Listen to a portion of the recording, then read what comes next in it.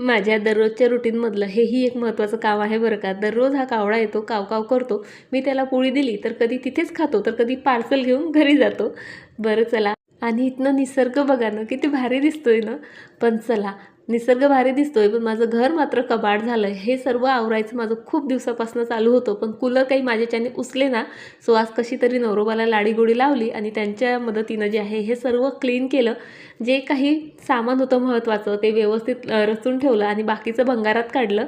आणि हे करता करता जवळपास 1 ते दीड तास गेला माझा आणि भयंकर थकवा आला होता. म्हटलं थकवा घालवण्यासाठी काहीतरी मस्त आवडीचं काम करूयात.